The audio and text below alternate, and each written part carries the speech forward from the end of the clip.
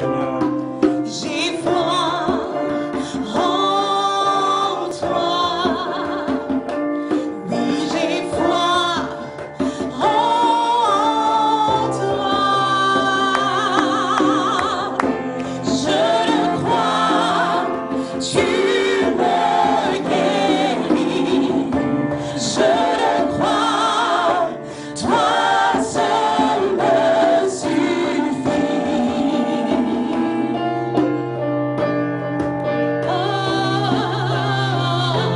Je le crois, tu es mon bien. Je le crois, tu combles tous mes besoins. Oh, Seigneur. Jésus, tu me suffis.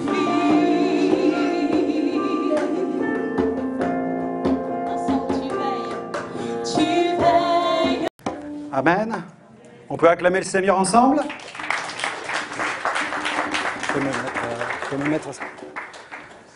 Voilà, je vous invite à vous lever quelques instants. Regardez, j'ai un pupitre assez atypique.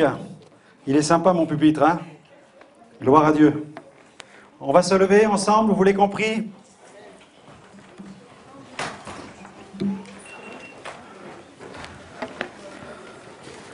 Gloire au Seigneur. Merci pour les musiciens, pour leur interprétation. Et ce chant qui proclame le Seigneur qui a le pouvoir de nous guérir. Il peut nous guérir physiquement. Il peut guérir notre âme, notre cœur brisé. Il peut nous libérer des chaînes d'esclavage les plus terribles qui soient. Et il peut libérer notre âme de la puissance du péché pour nous donner une vie nouvelle. Il est vraiment glorieux et c'est le Seigneur qui a le pouvoir de changer notre vie. Alléluia.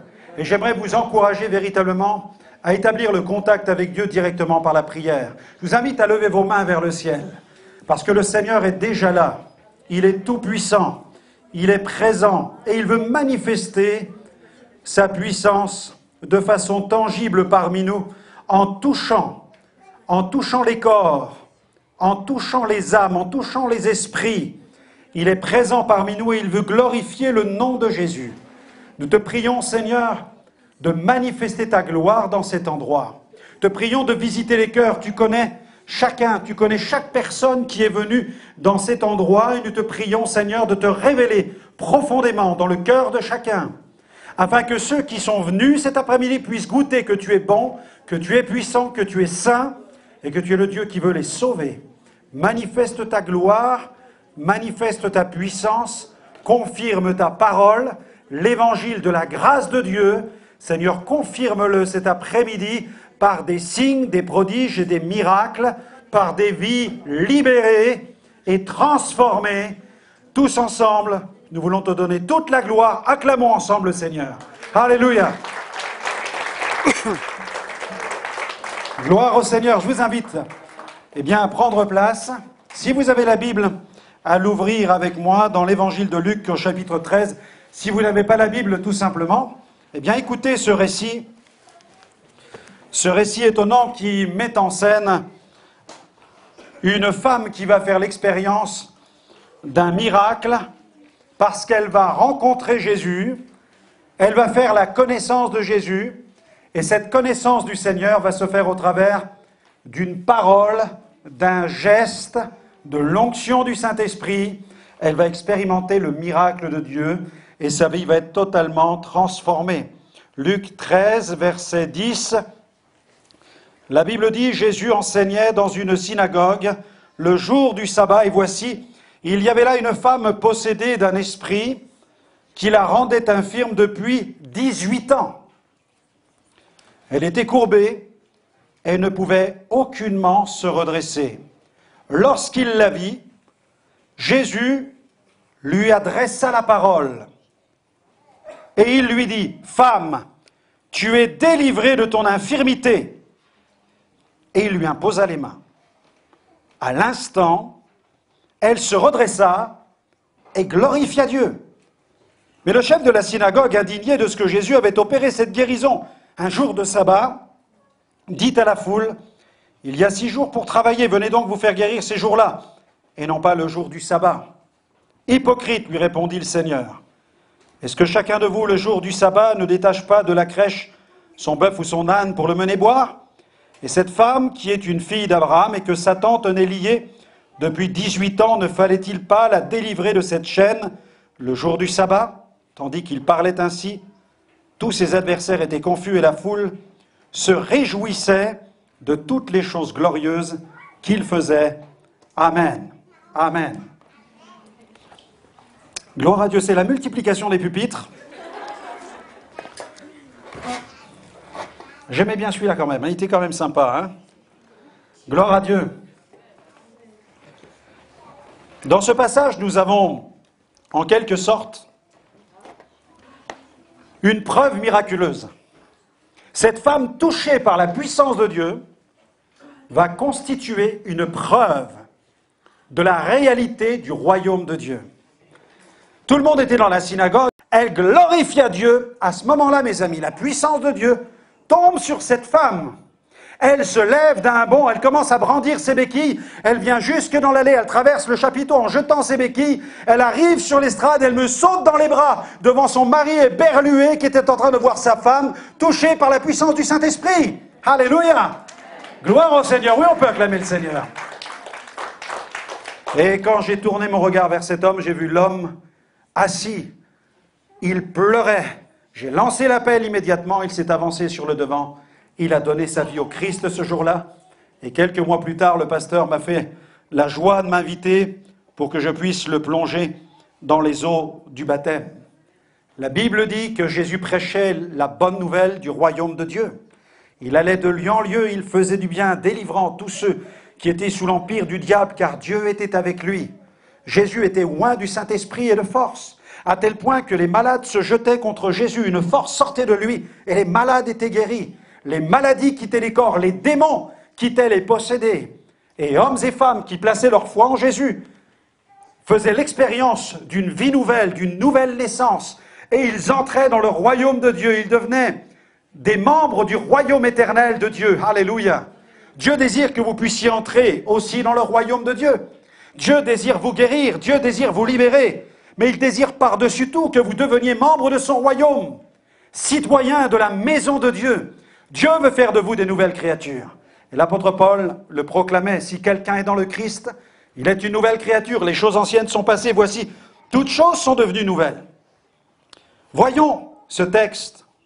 Premier point, elle était courbée. Cette femme était courbée. Elle était courbée sous un joug, celui de la souffrance, celui de l'infirmité, celui de la maladie. Lorsque nous considérons la réalité de la maladie aujourd'hui, eh bien, il nous faut bien comprendre que les origines sont multiples. Certaines maladies sont héréditaires. Certaines sont la conséquence d'un désordre génétique, de problèmes parfois nerveux. Certaines personnes tombent malades à la suite de traumatismes parfois, de traumatismes, de chocs émotionnels, parfois de maladies tout simplement virales, de maladies infectieuses. Certains souffrent ensuite d'infirmités, de maladies à la suite d'un accident, d'un empoisonnement, d'une intoxication. Il s'agit parfois aussi de dépendance. Certains sont malades parce qu'ils ont consommé trop de médicaments, trop de produits. Ils ont consommé aussi de la drogue, certains produits qui ont été toxiques. Parfois, on tombe malade à cause d'une mauvaise hygiène alimentaire, d'une mauvaise hygiène de vie, le tabac, la drogue, l'alcool. Certaines personnes aussi souffrent de certains désordres sur le plan alimentaire, d'une certaine intolérance. Je me souviens d'une dame qui ne pouvait pas manger tel aliment et suite à la prière, elle était guérie, elle est rentrée chez elle, elle a ouvert le frigidaire, elle a commencé à manger tout ce qui lui était interdit. Et c'est de cette manière qu'elle a découvert qu'elle était guérie. Mon père souffrait d'un ulcère qui devenait cancéreux, incapable pour lui de manger ne serait-ce qu'un peu d'aliments avec de la moutarde ou avec du piment. Lorsque Jésus l'a guéri, dans une réunion, il a senti le Saint-Esprit descendre sur lui. Il a senti comme un feu qui traversait son corps. Il est rentré à la maison, il a dit à ma mère, chérie, tu me fais du riz tout de suite, rougaille. Il avait une collection de piments qui aurait pu faire exploser tout le quartier. Et c'était les piments, je pense, les plus dangereux de la planète Terre. Mais quand il a senti que Dieu l'avait touché, il a filé dans l'armoire, il a sorti le piment, il l'a mis dans le riz et il a vérifié. Et quand il a mangé le riz, il s'est rendu compte qu'il était guéri. Et depuis 1985, son estomac, c'est du béton. Il est en pleine santé et il se régale à manger toutes les saveurs des îles. Alléluia. Et le piment, Dieu soit béni. Il a été guéri par la puissance de Dieu. Certaines maladies proviennent aussi du vieillissement de notre organisme, parfois de la désagrégation aussi du psychisme de l'être humain. Mais la Bible dit, Jésus s'est chargé de nos maladies. Il a pris nos maladies, il a pris nos douleurs. Dans le texte grec, dans le texte hébreu, dans l'Ancien Testament, le terme nasa nous parle d'emporter loin.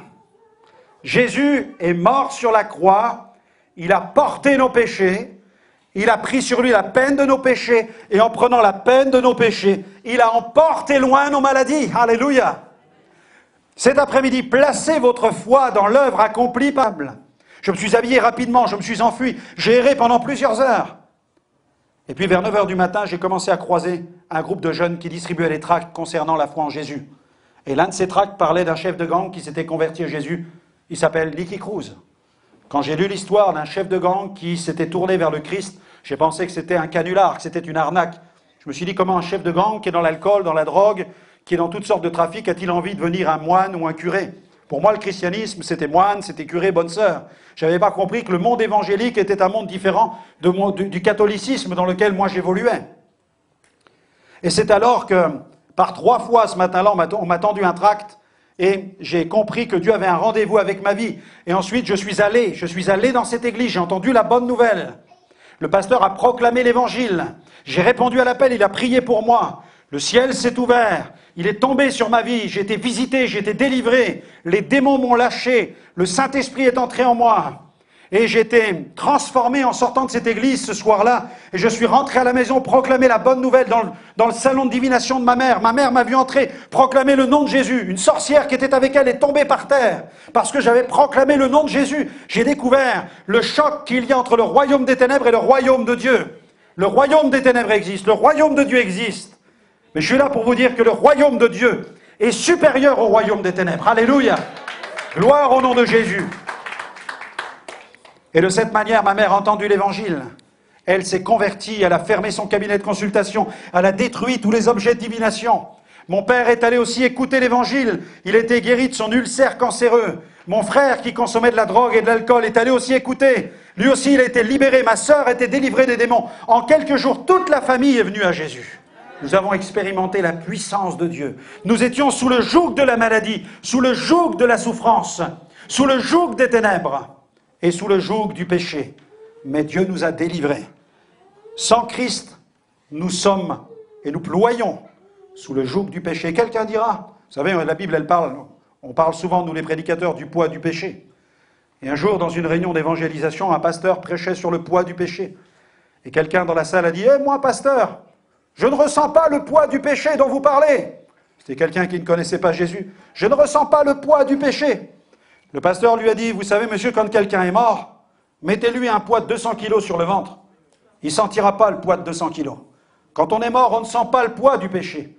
On a besoin que le Saint-Esprit vienne nous faire ressentir le poids du péché. C'est le Saint-Esprit qui nous amène à la conviction de péché. Sans le Saint-Esprit, personne ne peut se convertir à Jésus. Mais c'est le Saint-Esprit qui nous conduit vers le royaume de Dieu. C'est pourquoi, si vous voulez être sauvé, demandez au Saint-Esprit de vous montrer l'état de votre âme. Demandez au Saint-Esprit d'éclairer votre âme sur l'œuvre que Jésus a accomplie pour vos péchés à la croix.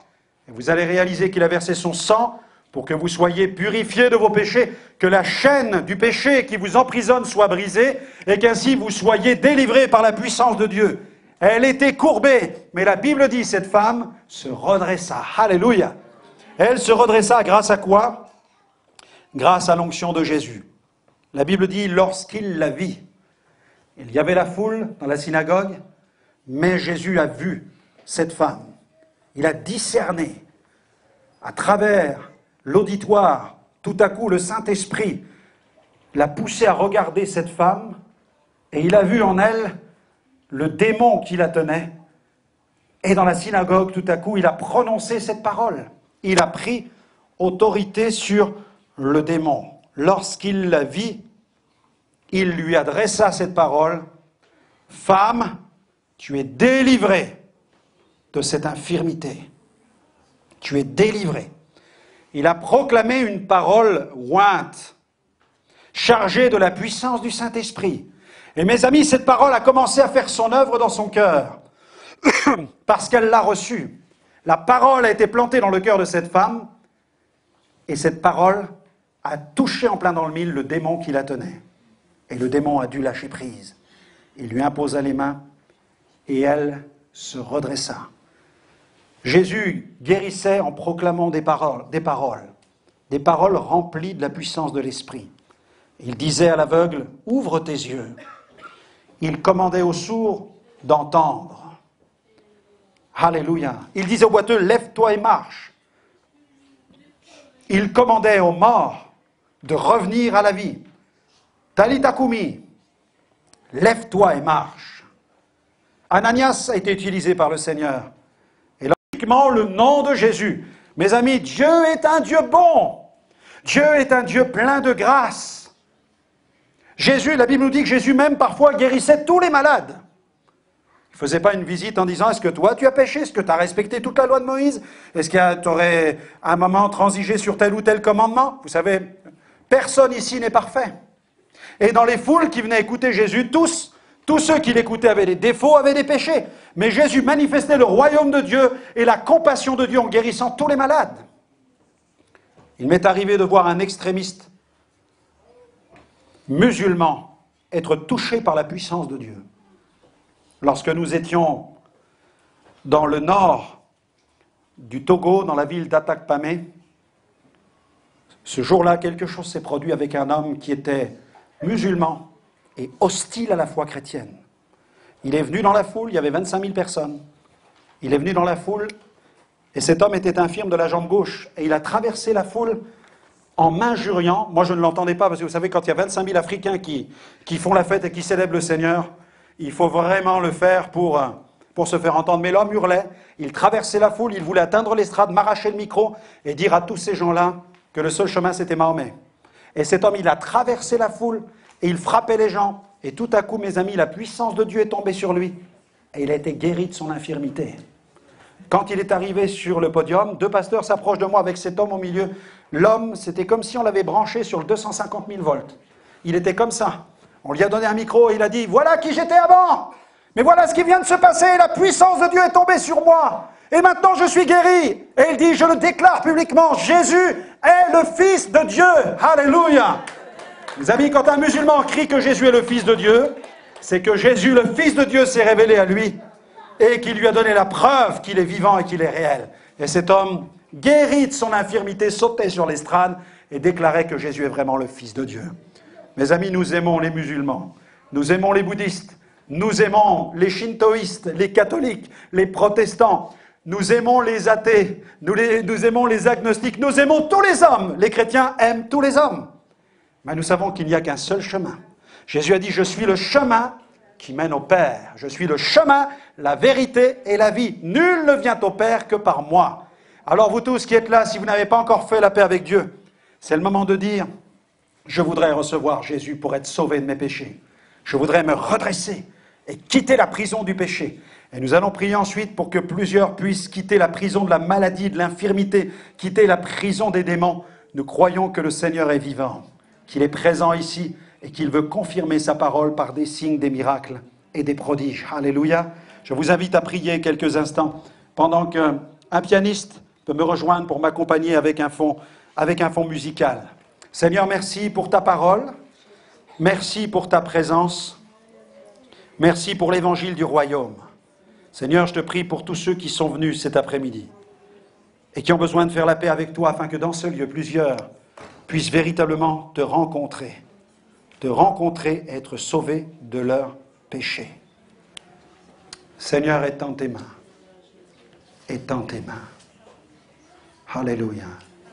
Pendant que nous sommes dans la prière, j'aimerais lancer ce premier appel. Quel est celui ou celle qui voudrait faire la paix avec Dieu, qui voudrait faire la paix avec Dieu cet après-midi et lui donner sa vie? Là où vous êtes, je vous invite à lever votre main à votre place. Je vais prier pour ceux qui veulent donner leur vie au Christ. Oui, madame, je vois là-bas votre main. Y a-t-il quelqu'un d'autre qui voudrait lever sa main et se tourner vers Jésus? qui veut devenir enfant de Dieu. Oui, là-bas, je vois une autre main. Là-bas aussi. Est-il quelqu'un d'autre qui veut venir à Jésus-Christ pour être sauvé? Une autre personne? Oui, Dieu vous bénisse, Dieu vous bénisse. Oui. Oui. Je vous invite à vous lever tous ensemble. Et je vais inviter ceux qui ont levé leurs mains à venir me retrouver devant. J'aimerais tellement prier avec vous et demander au Seigneur de remplir votre vie de la puissance de son Saint-Esprit. Venez, vous qui avez levé votre main, venez tout simplement devant. Je vais descendre en bas vous rejoindre. Voilà, n'ayez pas peur. Vous ne risquez rien si ce n'est que d'être béni. Voilà, vous qui avez levé votre main par là-bas, j'ai vu d'autres mains. N'hésitez pas, n'ayez pas peur, venez nous retrouver. Passez devant votre voisin. Je vais prier pour ceux qui veulent donner leur vie. Ah, on est trop bien là au cinéma, hein? On est bien assis, c'est bon pour faire la sieste. Mais je vous invite maintenant à vous lever. On va prier pour nos amis qui sont ici. Et ensuite, nous allons prier pour ceux qui ont des besoins dans la salle, qui sont malades. D'accord? Allez, je vous invite. Les musiciens vont jouer avec le piano. Voilà, nous allons prier pour vous maintenant. Seigneur, étends tes mains sur ces âmes qui viennent à toi. Je te les remets, Seigneur, au trône de la grâce, afin que tu agisses pleinement dans leur vie. Seigneur, je bénis cette dame en ton nom. Au nom de Jésus de Nazareth. Touche-la, Seigneur, maintenant. Par la puissance de ton esprit. Seigneur, tu la touches maintenant. Merci, Seigneur.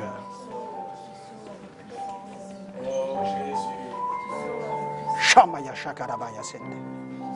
Korabaya shanamaya tinda. Riabebeke shenemawa. Merci, Seigneur. Merci, Seigneur, de toucher ces âmes qui viennent à toi maintenant. Au nom de Jésus. Au nom de Jésus-Christ. Oh, merci. Merci, Seigneur. Je bénis cette femme en ton nom. Merci, Seigneur, de continuer ton œuvre en elle. Au nom de Jésus de Nazareth. Que ton royaume s'établisse dans sa vie, Seigneur. Règne en elle. Règne en elle, Seigneur. Je vais prendre autorité maintenant sur toute œuvre de l'ennemi, toute œuvre des ténèbres contre sa vie. Au nom de Jésus. Au nom de Jésus. Brisons tout sortilège, toute œuvre de malédiction sur sa vie. Démon, tu lâches maintenant cette femme, qu'elle soit délivrée. Au nom du Christ. Alléluia.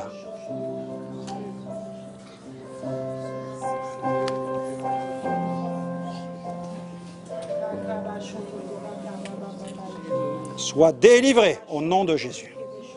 Maman, viens. Tu pries pour elle? Voilà, le Saint-Esprit est en train d'agir et de délivrer. Nous allons prier pour ceux qui ont besoin. Le Saint-Esprit est en train d'agir en libérant cette femme. J'invite les autres qui ont besoin de guérison physique, quelle que soit la nature de la maladie dont nous avons parlé. Venez, nous allons prier pour vous au nom du Seigneur. Pour nos amis qui sont ici, je vais continuer aussi à prier pour eux, demander la grâce du Seigneur sur leur vie. Sortez des rangs. Permettez au Seigneur de travailler dans votre vie. Ne l'empêchez pas de travailler en vous. Venez, croyez qu'il est un Dieu de miracles. Alléluia. Seigneur, étends tes mains maintenant sur elle. Au nom de Jésus. Seigneur, je te loue pour ton œuvre. Ouais. Ok. Merci, Seigneur, de vrai maintenant. Au nom de Jésus. Alléluia. Seigneur, étends tes mains. Au nom de Jésus de Nazareth. Merci, Seigneur. Recevez par la foi au nom de Jésus. Soyez guéris en son nom. Merci, visite Élodie. Merci, Seigneur. Confie entre tes mains, notre Dieu. Saisissez par la foi. Alléluia. Amen. Seigneur, étends tes mains. Merci, Seigneur, pour l'œuvre de ton esprit. Ton esprit est un esprit qui est bon. Au nom de Jésus, nous réprimons l'ennemi des âmes. Proclamons qu'il a vaincu l'ennemi à la croix et que tout ce qui nous détruit, tout ce qui nous tourmente, a été vaincu au nom de Jésus. Voilà. Dis, Seigneur, règne en moi. Oui, prends la première place sur le trône de mon cœur.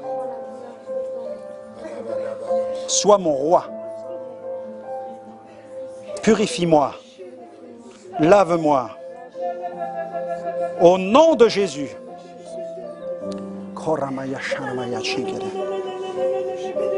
Oui, Seigneur, tu es là. Seigneur, agis. D'autres personnes? C'est une amie à moi qui est allée voir quand même 2 fois une voyante par rapport à son couple. Elle a des soucis dans son couple. Ok. Voilà. Seigneur, étends tes mains. Étends tes mains sur elle.